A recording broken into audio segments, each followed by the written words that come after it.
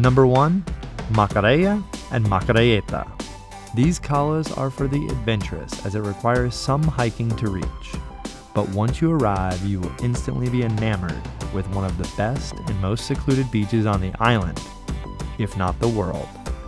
Mahalaya is the larger of the two and can easily accommodate 100 people. However, if you want to get a spot on the much smaller Makuhita, you might want to get here early as it starts to feel crowded once 20 people arrive. Number 2, Kava Area.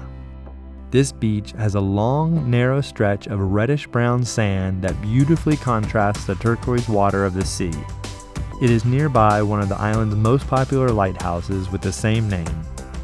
It is quite a distance from any towns or development, so be sure to bring your own snacks.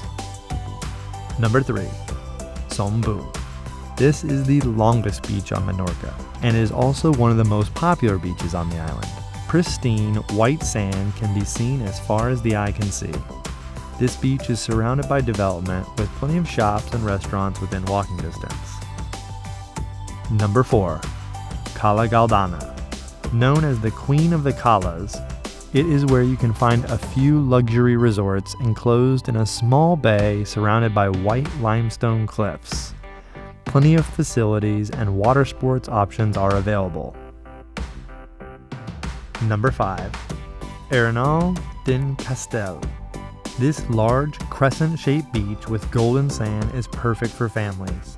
Plenty of accommodation, restaurants, shops, and facilities are nearby. Here is a quick map to help you locate the beaches. Did we forget your favorite beach or cala?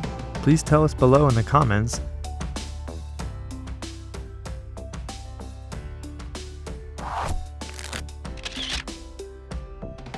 Want to watch more videos from Menorca? Check out the top 10 things to do, or meet Menorca, a local's perspective.